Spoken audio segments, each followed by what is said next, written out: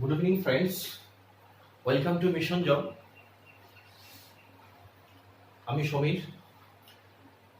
আজকে তোমাদের ফিজিক্সের আরো কিছু গুরুত্বপূর্ণ আলোচনা রাখবো। তোমরা লাস্ট ক্লাসে দেখেছো ফিজিক্সের ইন্ট্রোডাকশন। তো সেখানে আমরা যে বিষয়টা দেখেছিলাম, তোমরা দেখেছো। যদি তোমাদের কারোর কোনো ডাউট থাকে, যদি কেউ তোমরা ফার্স্ট ক্লাসটা না দেখে থাকো, আগে আমি তোমাকে বলবো আমার এই ক্লাসটা করার আগে তোমরা ফার্স্ট ফিজিক্সের যে 1 ওটা তোমরা দেখো, তারপরে তোমরা ফিজিক্স 2টা দেখো, তাহলে তোমাদের বুঝতে সুবিধা হবে। কেননা ফিজিক্স একটা কনভেনশনাল সাবজেক্ট, মানে একটা কম্প্রিহেনসিভ সাবজেক্ট। তোমাকে এখানে বোঝাটা লাগবে। যদি তুমি না বুঝতে পারো তাহলে কিন্তু ফ্রেন্ডস ফিজিক্সটা তোমার কাছে খুব ক্রিটিক্যাল হয়ে যাবে। দ্যাটস ওয়াই তুমি কিন্তু সিকোয়েন্সটা ফলো করতে হবে, মানে প্রত্যেকটা ক্লাসের সঙ্গে যে একটা লিঙ্ক রয়েছে, তো সেই লিঙ্কটা তোমাকে কিন্তু খুঁজে পেতে হবে। আদারওয়াইজ তুমি ফিজিক্স ক্লাস করে কিন্তু ইন্টারেস্ট পাবে না। শুধু তাই নয়, তোমরা খুব ভালো করেই জানো যে সেমিস্টারের প্রত্যেকটা ক্লাসের একটার সঙ্গে আরেকটা ভয়ঙ্কর ভাবে রিলেশন রয়েছে। তুমি একটা ক্লাস যদি মিস করো তো পরের ক্লাসটাই তুমি বুঝতে তুমি পারবে না। মনে হবে তোমার যে বাংলা ভাষায় কথা হচ্ছে না ভিব্রু ভাষায় কথা হচ্ছে। তো তোমরা এটা খুব ভালো করে জানো, তাই তোমাদের কাছে আমি এটাই বলবো যে তোমরা ফার্স্ট ক্লাস যদি কেউ না দেখে থাকো তাহলে তোমরা আমার ফার্স্ট ক্লাসটা আগে দেখে সেকেন্ড ক্লাসে আসো। আর তোমরা খুব ভালো করেই জানো যে মিশন জবের প্রত্যেক সপ্তাহে 3টে করে ক্লাস আপাতত নেওয়া হচ্ছে তোমাদের এই লকডাউন পিরিয়ডে, যাতে তোমরা ঘরে বসে অ্যাটলিস্ট পড়াশোনার মধ্যে থেকে নিজেকে সময়টা কাটাতে পারো। তো তার জন্য তোমরা খুব ভালো করে জানো সোমবার ম্যাথসের ক্লাস, বুধবার ফিজিক্সের ক্লাস এবং শুক্রবার রিজনিং এর ক্লাস হচ্ছে। তো এই ক্লাসগুলো পাওয়ার জন্য তোমাকে কি করতে হবে, মিশন জব চ্যানেলটা যদি তোমরা কেউ নতুন এসে থাকো তাহলে তোমরা কিন্তু সবার আগে তুমি কিন্তু সাবস্ক্রিপশন করে নাও, ঠিক আছে? আর কোশ্চেন পাওয়ার জন্য তোমাদেরকে আমি আগেই বলেছি যে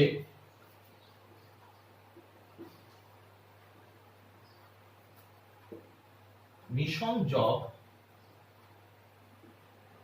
অফিসিয়াল, এই যে মিশন জব টেলিগ্রামের যে গ্রুপটা রয়েছে, এখানে কিন্তু তোমাকে জয়েন হতে হবে। ওখানে আমি পিডিএফটা প্রোভাইড করে থাকি।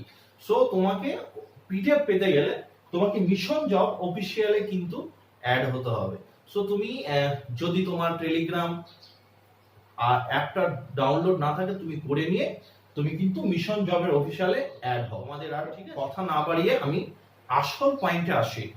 দেখো, আমরা ফার্স্ট যে ক্লাসটা করেছিলাম সেখানে আমরা দেখেছিলাম ফিজিক্স কি, হোয়াট ইজ ফিজিক্স, এবং ফিজিক্স কেন পড়বো,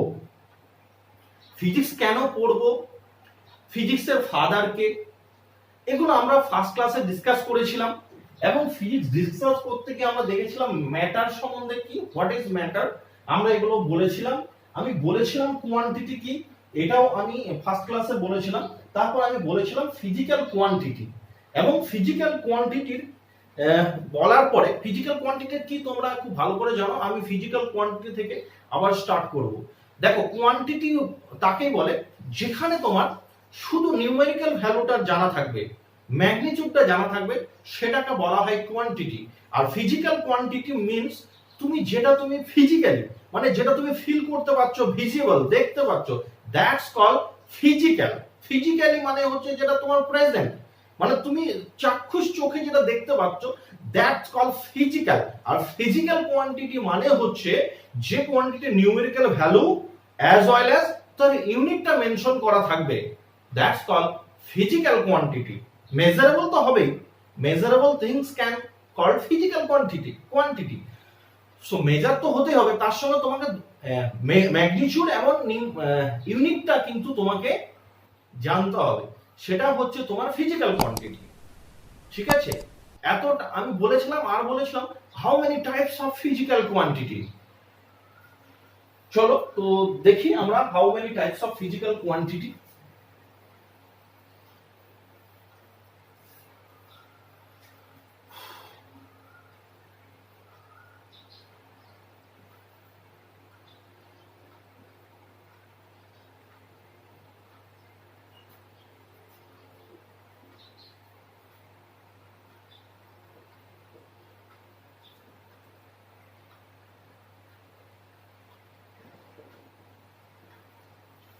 ঠিক আছে, তো এখানে আমরা দেখেছিলাম যে ফিজিক্যাল কোয়ান্টিটিকে আমরা বেসিক্যালি তিনটে ভাগে ভাগ করেছিলাম।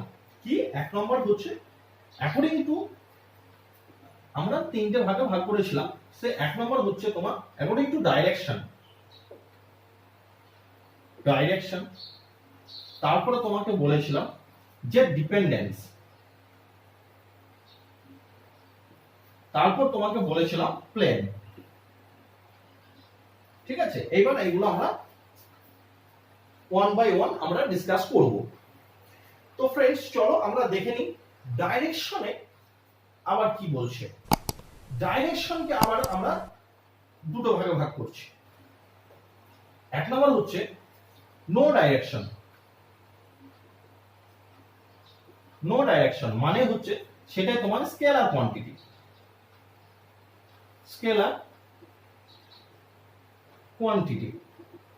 তাহলে নো ডাইরেকশন মানে স্কেলার কোয়ান্টিটি। আচ্ছা, স্কেলার কোয়ান্টিটি কাকে বলে? এই quantity which has only magnitude, no direction is called scalar quantity. Like তাদের এক্সাম্পল কি বলো তো? খুব ভালো করে তোমরা জানো যে স্কেলার কোয়ান্টিটি যেমন, এক্সাম্পল গুলো আমরা দেখে নিই। এক নম্বর ধরো যেমন লেন্থ, তারপরে মাস, তারপরে এরিয়া, তারপরে তোমার ভলিউম, তারপরে তোমার কারেন্ট। ঠিক আছে, অল আর, তারপরে স্পিড ধরো, এগুলো হচ্ছে তোমার স্কেলার কোয়ান্টিটি। এদের কি আছে, তোমাদের শুধুমাত্র এদের ম্যাগনিটিউডটা রয়েছে, কিন্তু এদের কি নেই, এদের কোনো ডাইরেকশন নেই। সো ডাইরেকশন যদি না থাকে, ডাইরেকশনলেস কোয়ান্টিটিকে বলা হয় তোমার স্কেলার কোয়ান্টিটি। এবার যদি, তাহলে এটা বোঝা গেল। এবার যদি উইথ ডাইরেকশন হয়, উইথ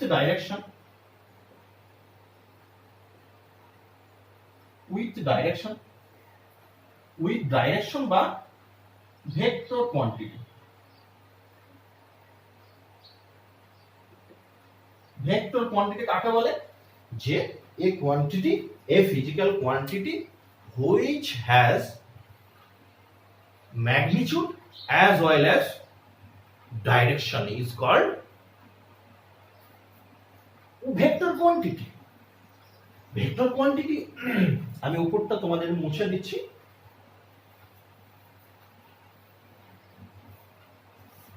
দেখো ভেক্টর কোয়ান্টিটি যেমন ধরো সাপোজ স্পিড ইকুয়াল টু কি হচ্ছে, ডিসটেন্স আপন টাইম। এটা স্পিডটা কিন্তু তোমার স্কেলার কোয়ান্টিটি, কেন স্পিডের কিন্তু কোনো ডাইরেকশন থাকে না। এবার স্পিডটা যদি আমি বলে দিই এই দিকে, এই ডিরেকশনে, সে ওয়েস্ট বললাম বা ইস্ট বললাম, সরি, যদি আমি নর্থ বলি বা সাউথ বলি, এনি ডিরেকশন তুমি যদি মেনশন করো, তখন সেটা, তখন এই স্পিডটা তখন আর স্পিড থাকবে না, তখন কি হয়ে যাবে ফ্রেন্ডস, তখন এটা হয়ে যাবে ভেলোসিটি। একই, তখন এটা ডিসপ্লেসমেন্ট। মেন্ট আপন টাইম। ঠিক আছে, সো ডিরেকশন যদি তোমাকে ম্যাগনিটিউডের সঙ্গে যদি ডিরেকশনটা মেনশন করা হয় তাহলে তোমাকে সেটা তখন হয়ে যাবে vector quantity. So vector quantity কিছু এক্সাম্পল দেয়া যায়। ধরো ভেলোসিটি, ফোর্স, acceleration,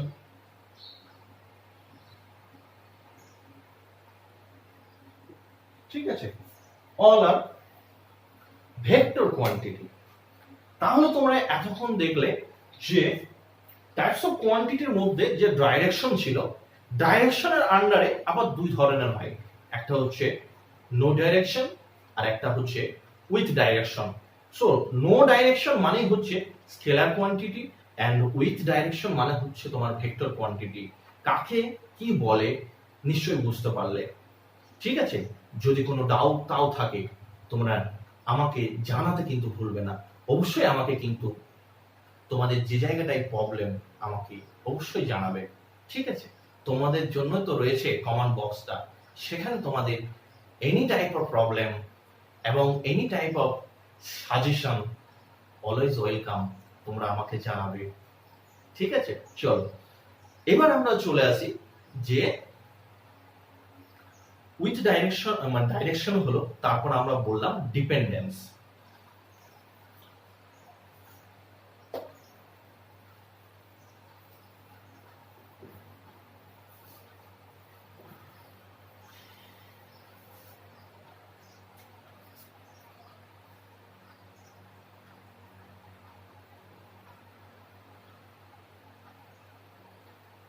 ডিপেন্ডেন্সকে আবার আমরা দুই ভাগে ভাগ করে দিই।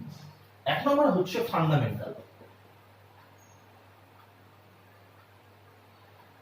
Quantity or basic quantity. ঠিক আছে, দেখো আরেকটা হচ্ছে ফান্ডামেন্টাল হলো, আরেকটা হচ্ছে তোমার ডিরাইভড কোয়ান্টিটি। ডিরাইভড, ঠিক আছে, এগুলো all are quantity, types of quantity, derived quantity. So দেখো ফান্ডামেন্টাল কোয়ান্টিটি কাকে বলে? ফান্ডামেন্টাল কোয়ান্টিটি এর হচ্ছে ডিস্টিংক্ট নেচার। মানে কি? এরা হচ্ছে সেলফ ডিপেন্ডেবল, মানে এটা কারোর উপর ডিপেন্ড করে না। ঠিক আছে না, যে এরা কারোর উপর ডিপেন্ড, এরা সেলফ ডিপেন্ডেবল। যেমন ধরো লেন্থ, ফান্ডামেন্টাল কোয়ান্টিটি। তারপর হচ্ছে তোমার মাস, ঠিক আছে না, এগুলো হচ্ছে ফান্ডামেন্টাল কোয়ান্টিটি। তারপর তোমার চলে আসলো টাইম, ফান্ডামেন্টাল কোয়ান্টিটি। তারপর তোমার চলে আসলো টেম্পারেচার,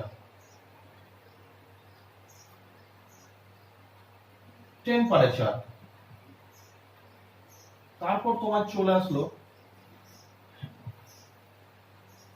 কারেন্ট,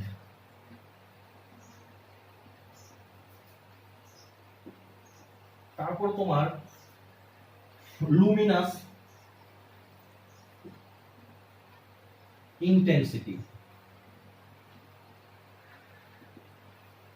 তারপরে 7 নম্বর হচ্ছে তোমার অ্যামাউন্ট অফ সাবস্ট্যান্স।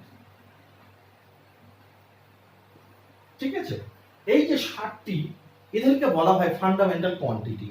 এরা কিন্তু অন্য কারোর উপর ডিপেন্ড করে না, এরা সেলফ ডিপেন্ডেবল। দ্যাটস ওয়াই এই কোয়ান্টিটি গুলোকে বলা হয় ফান্ডামেন্টাল কোয়ান্টিটি বা বেসিক কোয়ান্টিটি। দেয়ার আর 7 ফান্ডামেন্টাল কোয়ান্টিটি। বোঝা গেছে? যেগুলো self dependable, distinct nature.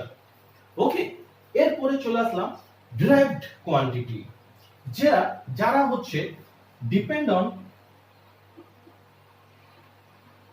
On basic quantity.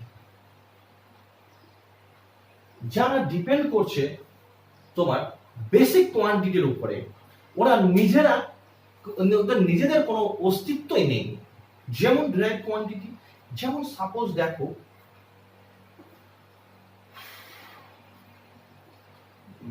Suppose স্পিডটাই দেখো, স্পিড ইকুয়াল টু হচ্ছে তোমার ডিসটেন্স। একটা জিনিস মাথায় রাখবে, ডিসটেন্স মানে হচ্ছে সবসময় লেন্থ। আচ্ছা, ফিজিক্সে ডিসটেন্স মানে হচ্ছে অলওয়েজ লেন্থ। সেটা ব্রেথ হতে পারে, সেটা হাইট হতে পারে, সেটা লেন্থ হতে পারে। সো যাই বলুক না কেন, কিছুটা ডিসটেন্স বোঝালে সেটা ফিজিক্সে অলওয়েজ লেন্থ বোঝাবে। ম্যাথের ক্ষেত্রে হয়তো তোমার বিভিন্ন মানে বিভিন্ন টার্মস আমরা ইউজ করে থাকি, উইথ ব্যবহার করে থাকি, মানে প্রস্থ, দৈর্ঘ্য, তারপরে হাইট, উচ্চতা, তির্যক উচ্চতা, স্ল্যান্ট হাইট, এই ধরনের শব্দগুলো আমরা ম্যাথসের ক্ষেত্রে ইউজ করে থাকি। কিন্তু ফিজিক্সে ফ্রেন্ডস আমরা সবগুলোকে আমরা কিন্তু লেন্থ বলবো। সো আমরা স্পিড মানে, তাহলে ডিসটেন্স মানে আমরা লেন্থ বলবো, লেন্থ আপন কি টাইম। দেখো স্পিডটা কিন্তু ডিরাইভ কোয়ান্টিটি। কেন বলো তো? স্পিডের নিজস্ব কোনো অস্তিত্ব নেই। দেখো স্পিডটা লেন্থ আর টাইমের উপর ডিপেন্ড করছে, লেন্থ আপন টাইম। তার মানে লেন্থ এবং টাইম ছাড়া স্পিড কিন্তু অস্তিত্বহীন। That's why derived quantity always depend on fundamental quantity. That's why speed is a derived quantity. I'm sure তুমি এটা বুঝতে পেরেছো। ঠিক আছে, এবার চলো, তাহলে আমরা দেখলাম যে ডিপেন্ডেন্সির উপরে দুই ভাগে ফিজিক্যাল কোয়ান্টিটিকে আমরা ভাগ করে থাকি। ঠিক আছে না? একটা হচ্ছে ফান্ডামেন্টাল অর বেসিক, আর একটা ডিরাইভ কোয়ান্টিটি। ঠিক আছে, সো এটা আমরা শিখলাম। এরপরে আমরা দেখব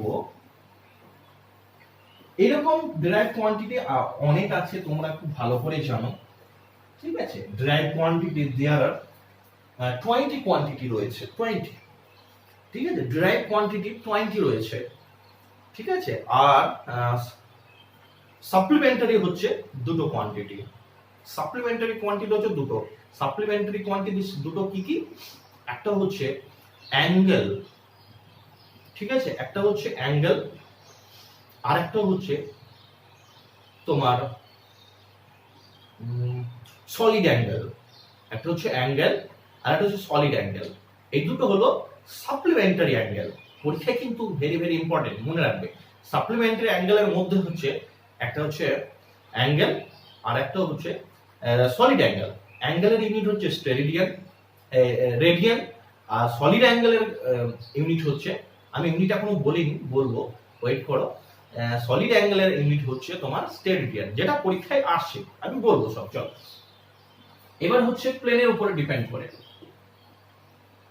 প্লেনের উপর ডিপেন্ড করে একটাই নাম দেওয়া হয়েছে, সেটাকে বলা হয় টেনসর কোয়ান্টিটি। কি কোয়ান্টিটি? না, টেনসর কোয়ান্টিটি। আচ্ছা ফ্রেন্ড, তোমরা তো ফিজিক্স পড়েছো, টেনসর কোয়ান্টিটি কতজন পড়েছো বলো তো? পড়োনি। কিন্তু ফ্রেন্ডস পরীক্ষায় আসবে, দ্যাটস ওয়াই আমাকে এখানে কিন্তু বলতে হচ্ছে।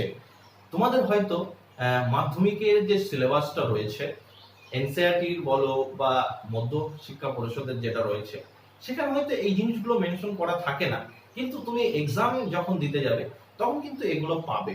সো তোমাকে এটা জানতে হবে টেনসর কোয়ান্টিটিটা কাকে বলে। দেখো এগুলো তোমরা এর আগে হয়তো পড়োনি।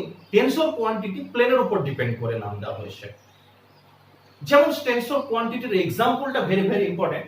এক্সাম্পলটা তোমাদের আগে বলে দিই। এক্সাম্পল হচ্ছে moment of inertia. Moment of inertia short form হচ্ছে এমওআই। এটাকে বলা হয় মোমেন্ট অফ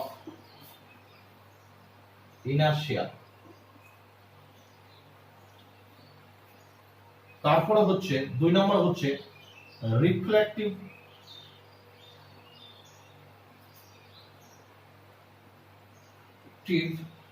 ইন্ডেক্স। তারপরে হচ্ছে 3 নম্বর ভেরি ভেরি ইম্পর্টেন্ট স্ট্রেস।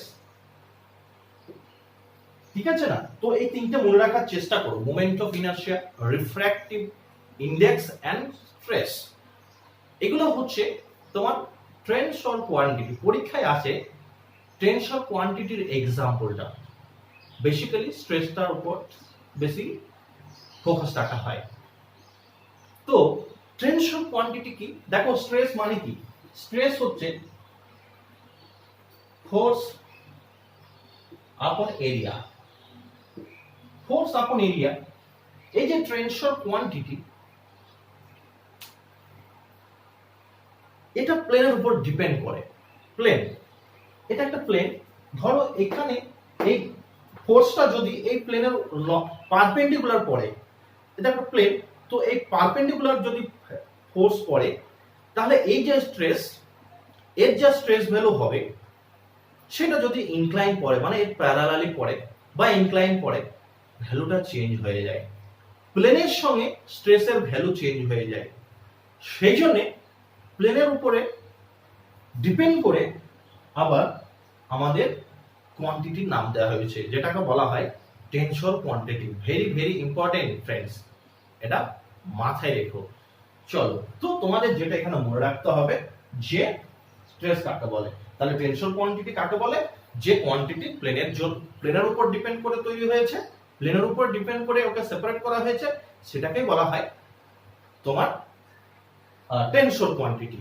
ওকে, চলো এবার আমরা টাইপস অফ কোয়ান্টিটিটা কমপ্লিট করলাম। এবার আমরা চলে যাব ইউনিটের উপরে।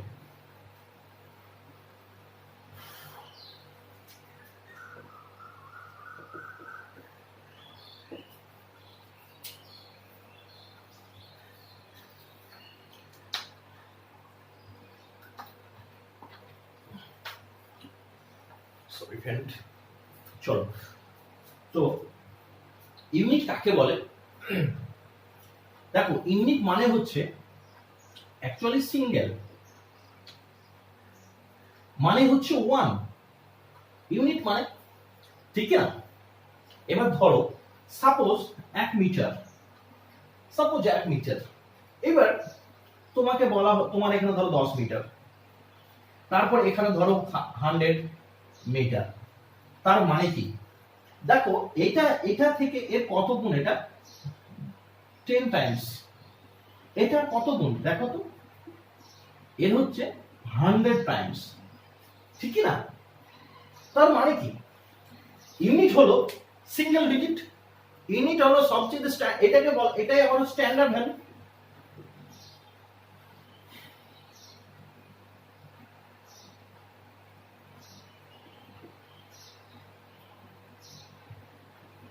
স্ট্যান্ডার্ড ভ্যালু, তো এই যে স্ট্যান্ডার্ড ভ্যালু, এটার উপর ডিপেন্ড, মানে এটা থেকে এটা কত গুণ, এটা কত গুণ, মানে মেন তোমার এটার উপর ফোকাস থাকছে। তো এই যে এটাকেই বলা হয় ইউনিট। ইউনিট মানে হচ্ছে তোমার সিঙ্গেল, এবং ইউনিট মানে ওয়ান। এটার কত গুণ যে দেখা হচ্ছে, যে স্ট্যান্ডার্ড ভ্যালুটার কত গুণ, সেই স্ট্যান্ডার্ডটাকেই বলা হয় তোমার ইউনিট। ঠিক আছে, এবার তোমাদের যেটা জানতে হবে, how many types of unit, মানে ইউনিট সিস্টেম অফ ইউনিট। ইউনিটটা কিংবা সিস্টেমটা কি করে আমরা দেখেছি, যে সর্বপ্রথম আমরা ফ্রেঞ্চে, কোথায়? ফ্রেঞ্চে সায়েন্টিস্ট গস,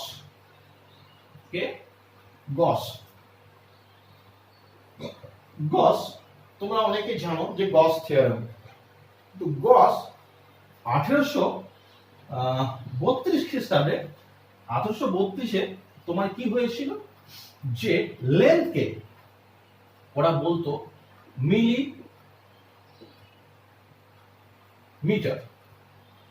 মিলিমিটার, আর মাসকে বলতো ওরা মিলিগ্রাম, আর টাইমকে বলতো তোমার সেকেন্ড। ঠিক আছে, এটা 1832 খ্রিস্টাব্দে ফ্রেঞ্চে গ্রস। তারপরে এদের পরে চলে আসলো ম্যাক্সওয়েল আর কে কেলভিন। ম্যাক্সওয়েল এবং কেলভিন এরা আসার পরে এরা আবার এই লেন্থকে তখন বলল যে এটাকে না সেন্টিমিটার, আর তারপরে মাসকে বলল গ্রাম, আর টাইমকে বলল সেকেন্ড। ঠিক আছে না? সো বেসিক্যালি এটা তোমরা দেখতে পাচ্ছ, যেটা CGS CGS unit. CGS unit দেখো, C for centimetre, G for gram, S for second. So এখান থেকে তোমার স্টার্ট হয়েছিল যে সিজিএস ইউনিট। এই সিজিএস ইউনিট আমরা জানলাম। এই সিজিএস এর পরে তোমার চলে সিজিএস ইউনিটের দুটো ইউনিট আমি তোমাদের এখানে খুব হাইলাইট করব, সেজন্য আমি এটা জানাবো। সেটা হচ্ছে, আচ্ছা সিজিএস ইউনিটের আগে বলে দিই, সেটা এর পরে তোমাদের এসেছিল এফপিএস ইউনিট। এই FPS unit foot pound second, foot pound second, foot, actually এটাকে ফ্রেঞ্চ ইউনিট বলা হয়, আর এটাকে অ্যাকচুয়ালি বলা হয় ব্রিটিশ ইউনিট। কি বলা হয়? British unit. Foot pound second, foot pound second. এটা দেখো একটা জিনিস মাথায় রাখবে, 1 ফুট সমান হচ্ছে 12 ইঞ্চ। 12 ইঞ্চ, 1 ফুট সমান 12 ইঞ্চ, और 0.3048 মিটার। ঠিক আছে, এগুলো মনে রাখতে হবে কিন্তু। আচ্ছা, এবার আমি এই দিকটাই লিখছি। দেখো,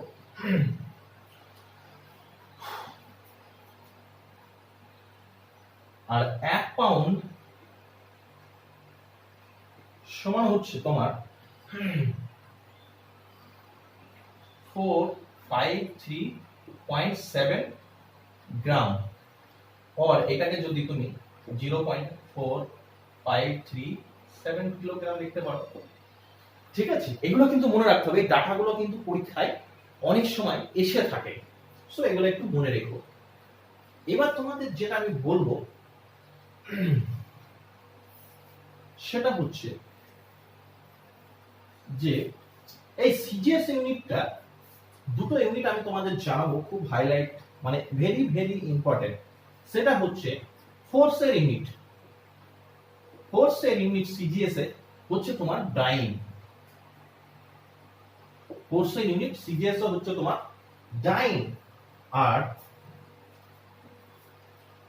ফোর্স হলো আরেকটা হচ্ছে ওয়ার্ক বা এনার্জি। ওয়ার্ক, ওয়ার্ক বা এনার্জি, এটার ইউনিট হচ্ছে তোমার আর্ক। সিজিএস এ হচ্ছে তোমার ডাইন হলো ফোর্সের ইউনিট, আর ওয়ার্ক ইউনিট হলো আর্ক। আর এটা যে আমি পরে বলবো তোমাদের এসআই ইউনিট, এটা হচ্ছে সিজিএস, আর এটা হচ্ছে এসআই ইউনিট যদি বলি তাহলে এটা হবে নিউটন, আর এটা হবে তোমার জুল। এবার তোমাকে যেটা জানতে হবে, রিলেশন বিটুইন বোথ, এদের মধ্যে রিলেশনটা কি। দেখো, তোমাকে একটা জিনিস মনে রাখতে হবে যে ওয়ান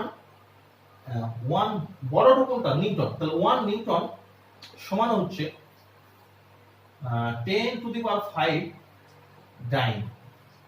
ভেরি ভেরি ইম্পর্টেন্ট, যতটা পারো স্টার মেরে দাও, পরীক্ষায় কিন্তু আসবে। 1 নিউটন সমান 10 টু দি পাওয়ার 5 ডাইন। এবার যদি বলা হয় 1 ডাইন সমান কত, তাহলে তখন কি হবে फ्रेंड्स?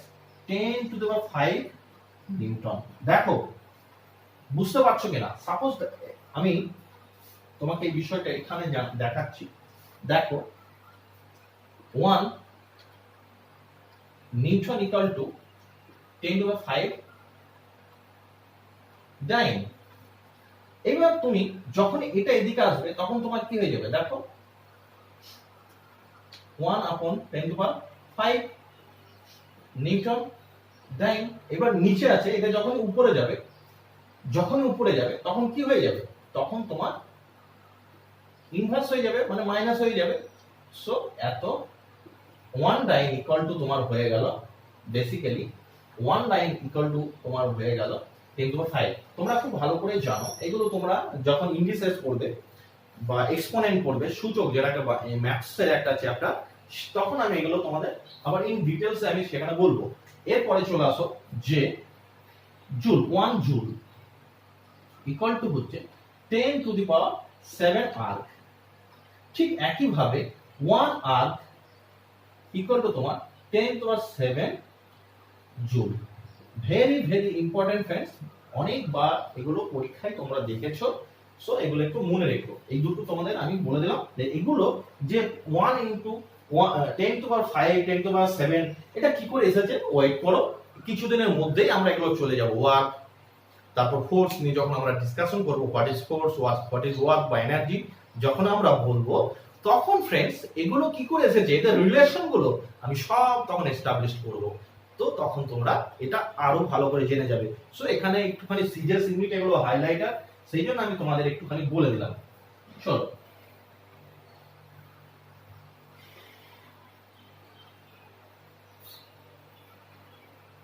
তারপরে তোমরা খুব ভালো করে জানো MKS system, metre KG second, ঠিক আছে না? মিটার কেজি সেকেন্ড খুব ভালো করে জানো।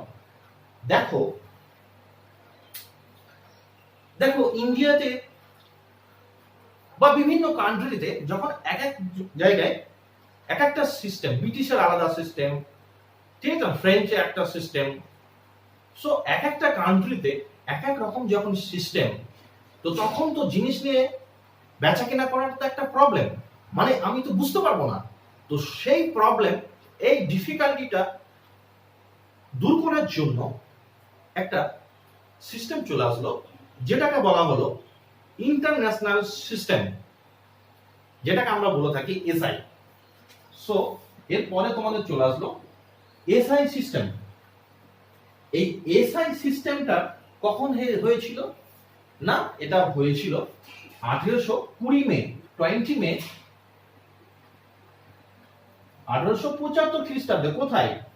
প্যারিস, ফ্রান্সের ক্যাপিটাল প্যারিসে ইন্টারন্যাশনাল, যেটাকে মিটার কনভেনশন বলে, সেখানে ফ্রান্সের প্যারিস শহরে আনুমানিক 17টা কান্ট্রি এখানে প্রেজেন্ট ছিল। কটা কান্ট্রি? 17টা কান্ট্রি প্রেজেন্ট ছিল। আর সেখানে শুরু হলো তোমার international system of unit.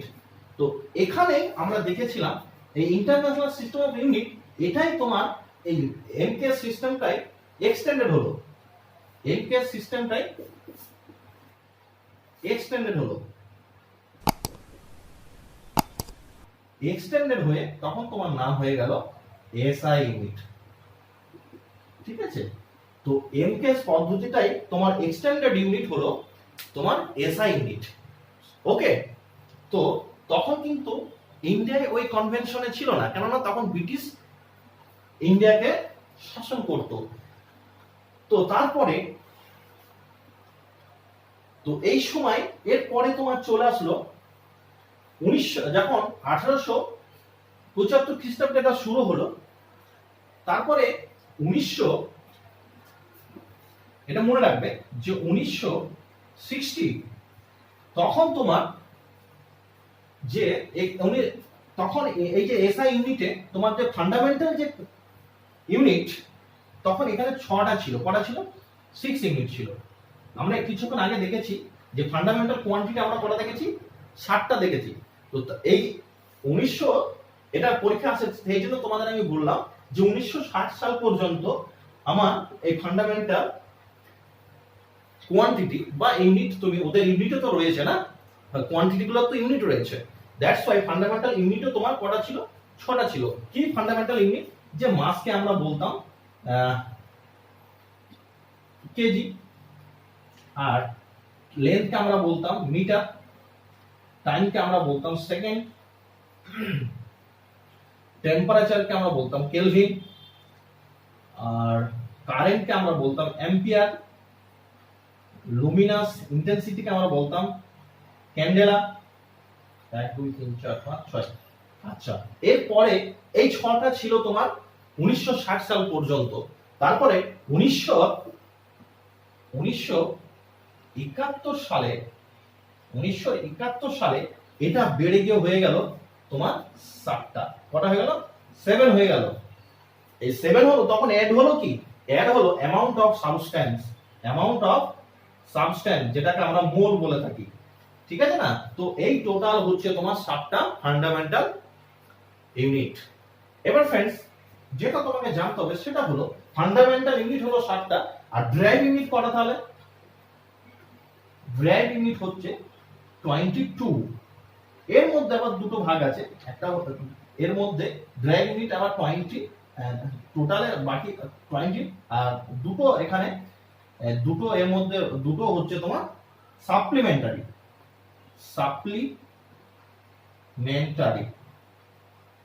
Supplementary হচ্ছে দুটো। একটু আগে বলেছিলাম কোণের ইউনিট হচ্ছে রেডিয়ান আর সলিড অ্যাঙ্গেলের হচ্ছে স্টেরিডিয়ান। সো এই পয়েন্ট এইগুলো কিন্তু তোমাকে মনে রাখতেই হবে, এগুলো কিন্তু পরীক্ষায় খুব আসে। ওকে ফ্রেন্ডস, তো দেখো আজকে তোমাদের আমি যেটা করালাম সেটা হচ্ছে physical quantity, how many types of physical quantity কি করালাম আমি, ফিজিক্যাল কোয়ান্টিটি কাকে বলে, তারপর ফিজিক্যাল কোয়ান্টিটির how many types of physical quantity সেগুলো আমি এক্সপ্লেন করলাম, তাদের এক্সাম্পল দিলাম। তারপর তোমরা দেখতে পেলে যে ইউনিটটা কি এবং ইউনিট টোটালস আমরা যা দেখলাম পরপর।